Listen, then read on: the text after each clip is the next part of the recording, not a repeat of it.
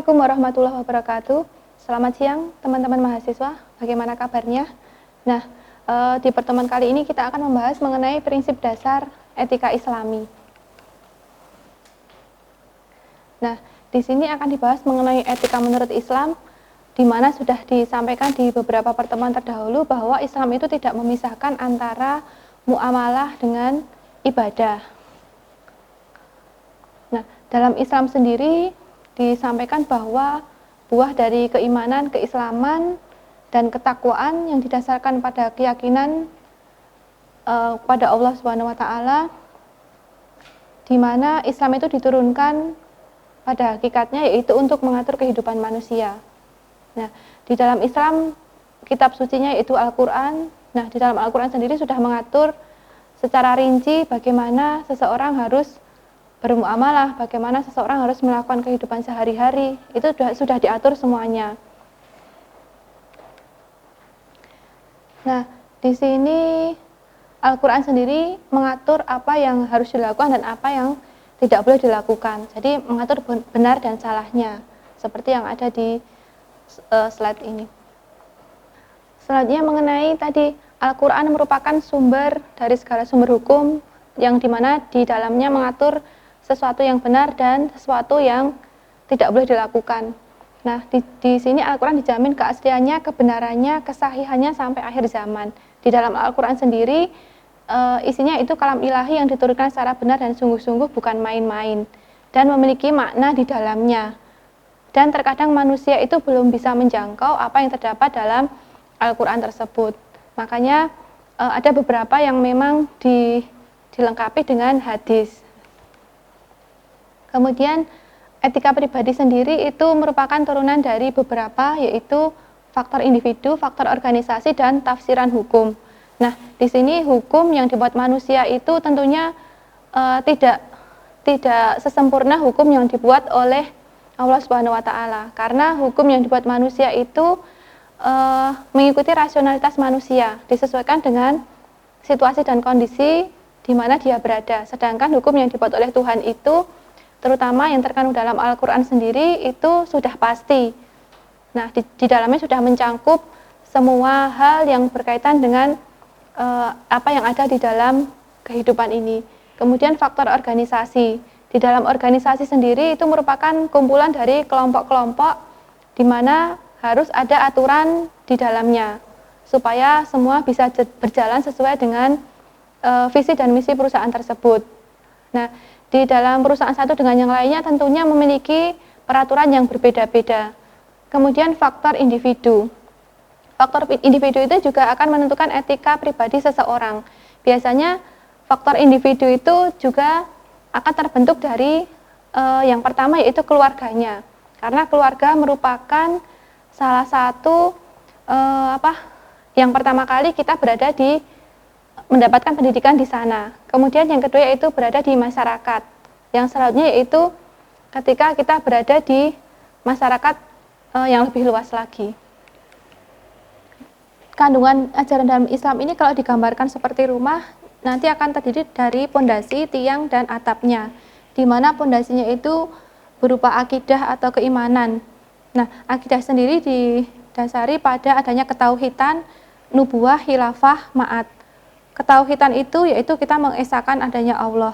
Yang kedua yaitu nubuwah itu sifat-sifat kenabian. Jadi dalam melakukan kegiatan bisnis itu hendaknya berlaku sidik atau jujur, amanah atau dapat dipercaya, tablik menyampaikan apa yang benar, misalnya produknya, kualitasnya itu harus disampaikan kepada konsumen. Kemudian fatonah itu cerdas. Jadi dalam berbisnis itu kita tidak hanya bekerja keras saja, tapi juga harus bekerja cerdas. Misalnya dengan memanfaatkan teknologi informasi seperti saat ini. Kemudian yang kedua, syariat itu sebagai tiangnya. Nah, di dalam syariat atau berisi tentang hukumnya itu dijelaskan mengenai kebebasan beraktivitas, kepemilikan.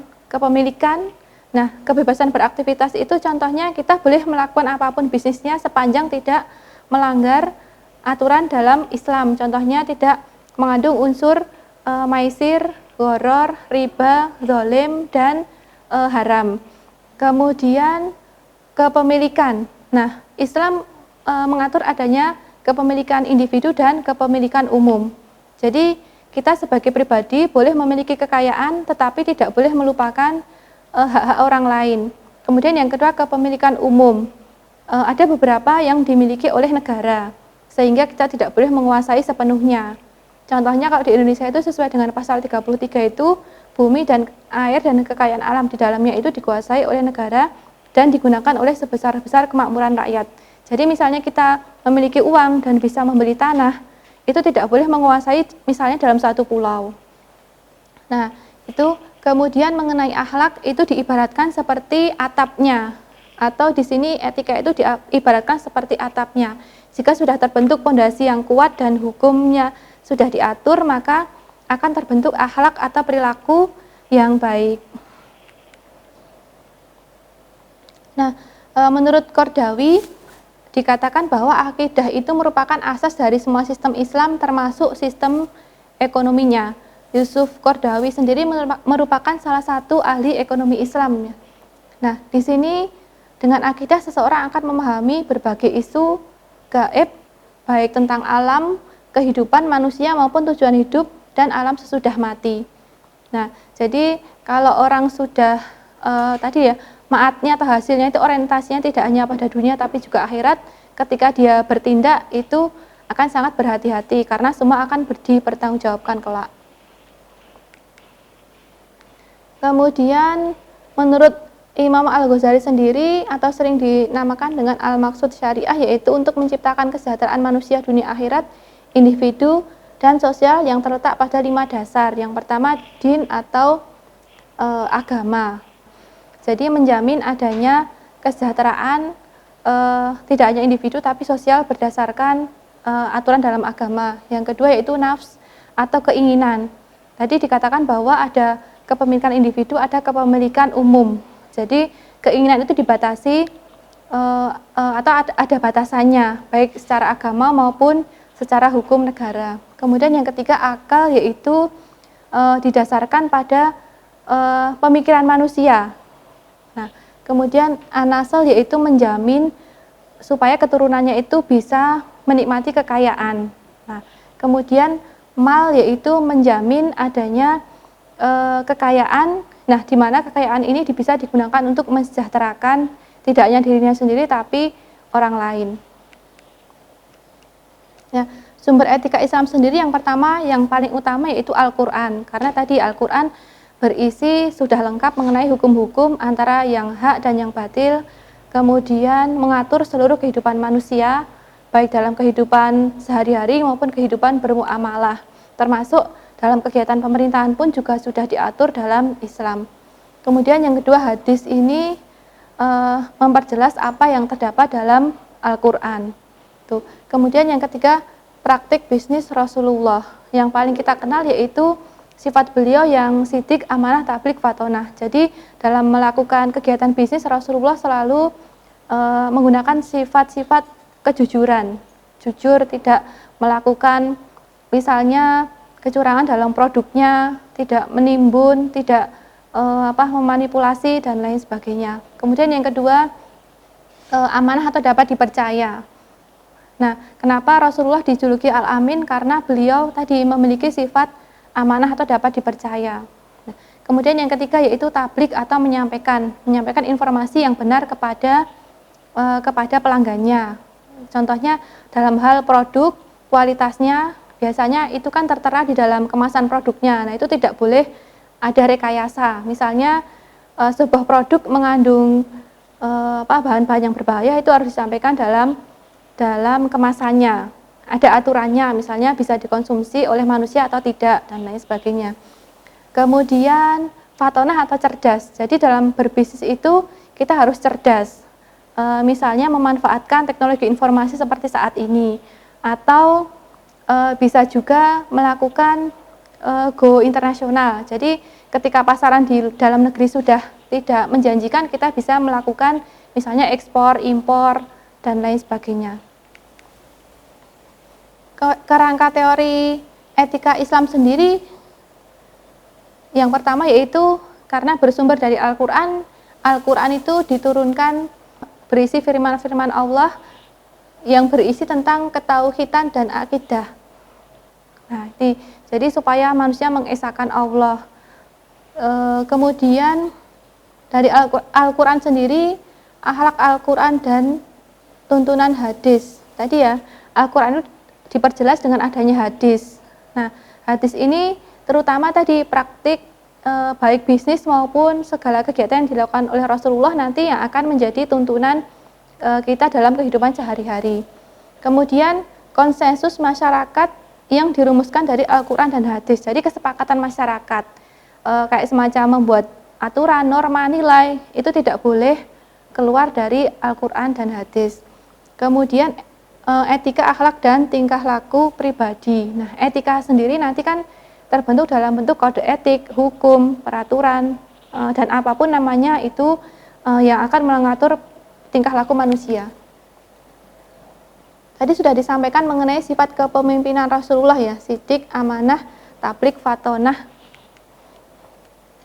Nah, kesatuan etika dalam semua aspek kehidupan. Nah, Islam tidak memisahkan antara ekonomi dengan agama, antara ekonomi dengan akhlak. Yang membedakan sistem ekonomi Islam dengan sistem ekonomi agama lain yaitu tadi adanya kesatuan dalam sistem ekonomi Islam dengan kehidupan sehari-hari. Sedangkan kalau dalam sistem ekonomi berdasarkan agama yang lain itu terpisah. Nah, etika Islam yaitu di sini melarang sumber ekonomi dari manapun dan sebesar apapun jika itu bertentangan dengan ketentuan Allah Subhanahu wa taala. Yang dimasukkan di sini yaitu tadi segala aktivitas bisnis diperbolehkan sepanjang tidak mengandung unsur maisir, gharar, riba, kemudian zalim, kemudian haram.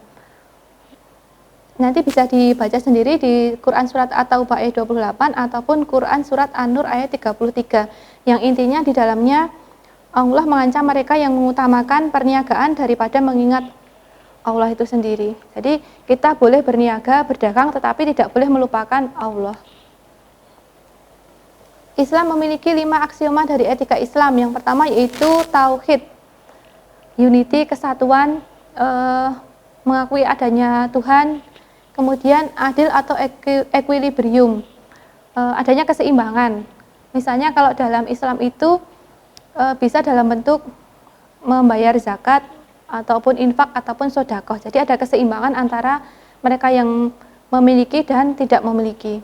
Kemudian kebebasan, ya tadi ya kebebasan beraktivitas apapun sepanjang tidak mengandung unsur maghrib tadi. Kemudian responsibility atau pertanggungjawaban, karena setiap individu itu kan memiliki tanggung jawab dan akan dimintai pertanggungjawabannya tidak hanya di dunia tapi juga di akhirat nanti. Kemudian ihsan atau kebermanfaatan sesuai dengan teori utilitarianisme. Jadi segala kegiatan itu harus memiliki manfaat tidak hanya pada diri sendiri tapi juga pada orang lain. Ini ada beberapa parameter sistem etika Islam. Yang pertama yaitu setiap keputusan dan tindakan didasarkan pada niat. Itu ya. Jadi segala sesuatu kan tergantung kepada niatnya. Jadi kalau bisnis diniatkan untuk sesuatu yang baik, maka hasilnya juga akan baik. Begitu juga sebaliknya. Yang kedua, setiap tindakan baik itu adalah ibadah. Karena tadi setiap tindakan baik yang kita lakukan itu merupakan ibadah. Jadi ketika berbisnis pun juga harus diniatkan dengan yang baik karena itu merupakan sebuah ibadah ya. Karena tadi kalau berbisnis yang benar kemudian dia membagikan sebagian hartanya untuk orang lain tentunya akan bernilai ibadah. Kemudian Islam memberikan kebebasan pada setiap orang. Kebebasan dalam beraktivitas tentunya ya sepanjang tidak mengandung unsur yang tidak diperbolehkan dalam agama. Kemudian Islam mewajibkan setiap orang hanya tunduk kepada Allah Subhanahu wa taala. Jadi apapun peraturan yang dibuat manusia itu kan kalau tidak didasarkan pada aturan Al-Quran dan hadis itu kan belum tentu sempurna. Jadi tetap ini setiap orang hanya tunduk kepada Allah Subhanahu wa taala. Kemudian pilihan keputusan yang berat itu tidak ditentukan oleh jumlah suara tetapi ditentukan dengan syariat. Jadi terkadang kita itu hanya ikut-ikutan trennya, ikut-ikutan sesuatu yang terjadi di masyarakat. Nah, padahal yang benar itu yang ditentukan berdasarkan hukum Allah ya. Kemudian Islam adalah sistem yang terbuka pada etika. Apapun peraturannya itu akan diperbolehkan dalam Islam sepanjang tidak melanggar dari apa yang ada dalam Al-Quran dan hadis. Kemudian kebenaran yang secara simultan diperoleh dari membaca Al-Quran dan hukum alam. Jadi kita harus terus-menerus membaca kandungan dari Al-Quran itu sendiri, sering mempelajarinya. Kemudian begitu juga dengan hukum alam. Karena kita melihat adanya kerusakan alam itu kan diakibatkan oleh ulah manusia yang tidak memperhatikan adanya hukum sebab dan akibat. Kemudian Islam menyuburkan proses pembersihan terus-menerus. Nah, ini bisa dalam bentuk zakat, infak, maupun sedekah. Nah, dalam Islam sendiri ada 5 jenis aturan terhadap berbagai perbuatan, yaitu fardu, sunnah, mubah, makruh, dan haram. Fardu itu wajib yang harus dilakukan. Jika tidak dilakukan maka akan kita terkena dosa. Kemudian sunnah itu boleh dilakukan dan boleh tidak dilakukan. Jadi kalau dilakukan akan mendapatkan pahala, tapi kalau tidak dilakukan tidak berdosa. Kemudian mubah itu sesuatu yang dilakukan ataupun tidak dilakukan tidak akan mendapatkan pahala dan tidak akan mendapatkan dosa. Kemudian makruh itu sesuatu yang sebaiknya tidak dilakukan ya, karena ini lebih mendekati kepada sesuatu yang tidak diperbolehkan. Kemudian haram itu sesuatu yang jelas-jelas tidak diperbolehkan. Misalnya tadi mengandung unsur riba, mengandung unsur haram. Haram itu misalnya tidak boleh meminum minuman keras, tidak boleh melakukan kecurangan dan lain sebagainya.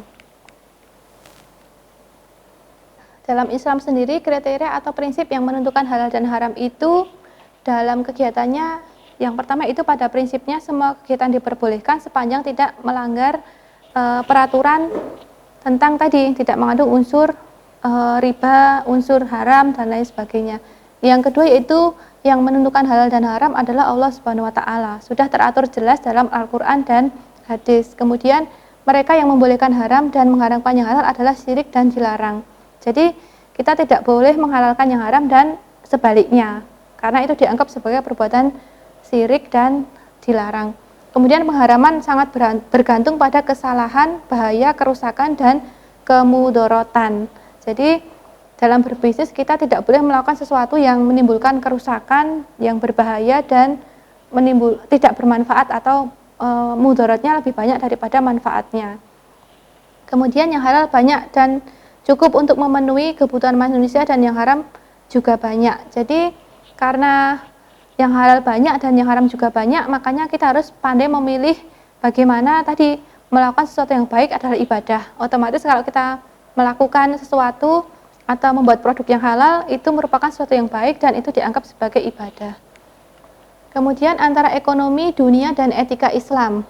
Nah, ini menurut Yusuf Qaradawi dibagi menjadi beberapa, yaitu ekonomi ilahiyah atau ketuhanan. Jadi didasarkan pada prinsip ketauhidan. Kalau dalam agama Islam itu mengikuti Al-Quran dan hadis tadi. Kemudian ekonomi yang berakhlak, jadi berdasarkan pada pondasi dan tiang ketauhidan dan syariat tadi. Kemudian ekonomi keseimbangan, pertengahan, dan keadilan. Jadi ekonomi itu diharapkan bisa mensejahterakan tidak hanya dirinya sendiri tapi juga orang lain, dalam bentuk misalnya pembagian zakat, infak, sedekah secara terus-menerus atau berkelanjutan. Kemudian ekonomi untuk memenuhi kebutuhan kemanusiaan. Jadi kegiatan perekonomian itu memang salah satunya diharapkan bisa digunakan untuk memenuhi kebutuhan kemanusiaan. Nah, dalam Islam tidak ada kebebasan absolut karena ada yang membatasinya. Tadi ya, karena peraturan antara yang hak dan yang batil itu sudah jelas, maka setiap kebebasan, setiap perbuatan itu harus mengacu pada aturan yang dibuat oleh Allah Subhanahu wa taala. Ya, demikian yang bisa kami sampaikan materi hari ini. Assalamualaikum warahmatullahi wabarakatuh.